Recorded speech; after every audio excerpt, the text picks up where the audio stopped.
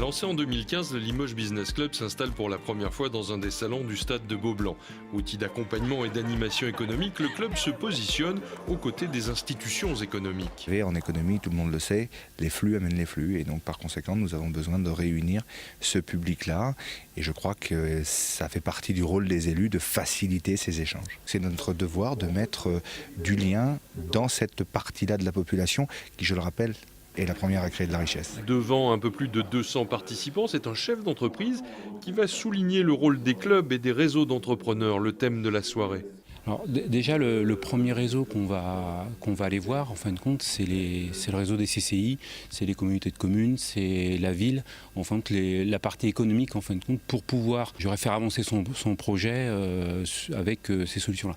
Une fois que le projet est lancé, en fin de compte, on a besoin de se faire connaître, de se faire reconnaître et besoin de conseils. Et là, en fin de compte, il y a plein de réseaux, donc il y a les réseaux professionnels tels que l'UMM ou les métiers du bâtiment, voilà. Donc en fin de compte, il y a plein de réseaux comme ça. Après, en fin de compte, on a aussi les clubs d'entrepreneurs qui, eux, apportent autre chose que tous ces réseaux-là, parce que donc voilà, les clubs d'entrepreneurs vont apporter, et c'est ce qu'on verra ce soir, complètement autre chose. Du business, oui, mais parce qu'en fin de compte, la première chose quand on va voir des clubs d'entrepreneurs, c'est dire j'y vais pour faire du business. Mais si on va que pour faire le business, en fin de compte, on n'est pas sûr déjà d'en faire.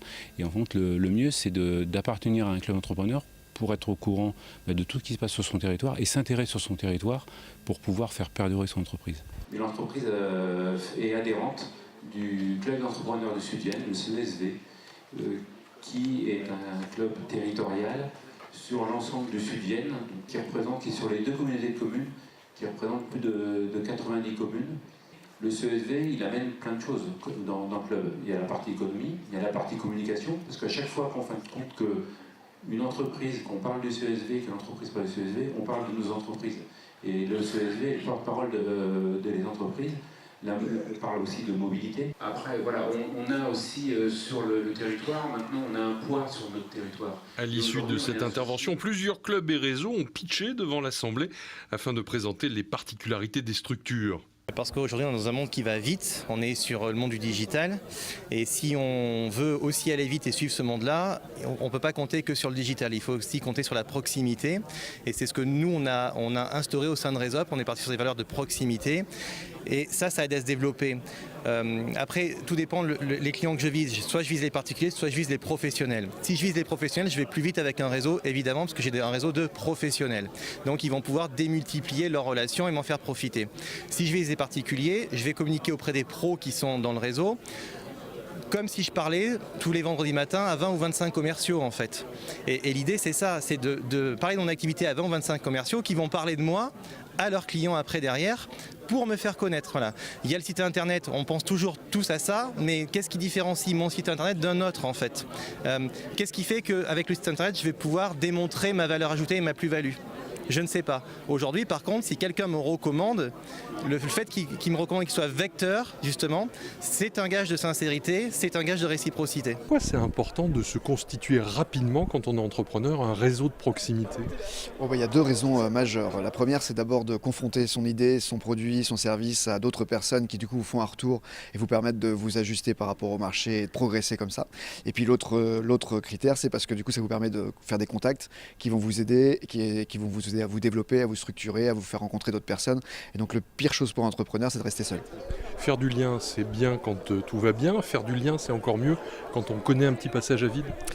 C'est justement pour éviter de connaître le passage à vide ou pour anticiper et mieux vivre ce passage à vide qu'il faut dès le début, même si tout va bien, continuer à se créer ce réseau et puis à l'entretenir, parce qu'un réseau, ça s'entretient, ça ne vient pas gratuitement, c'est beaucoup d'énergie à mettre dedans parce qu'il faut s'impliquer pour pouvoir recevoir. Et donc il est important justement de ne jamais penser que les choses sont acquises.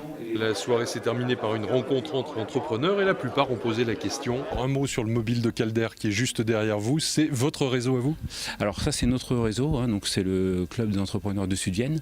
Enfin on a fait ça le jour de notre assemblée générale au mois de janvier.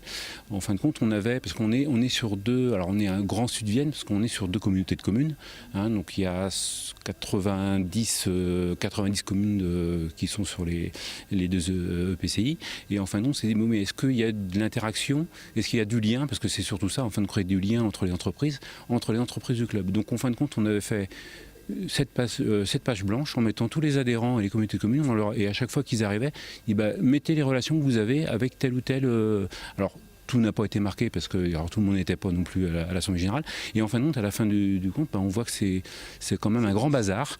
Hein, mais en fin de compte, on peut dire que le club amène du lien par rapport à ça. Il y a beaucoup d'entreprises dans le monde qui sont développées au travers du club. Et en fin de compte, on a réussi, donc ça c'est aussi un peu la fierté du club, de faire des synergies et de créer des entreprises grâce à nos actions envers le club.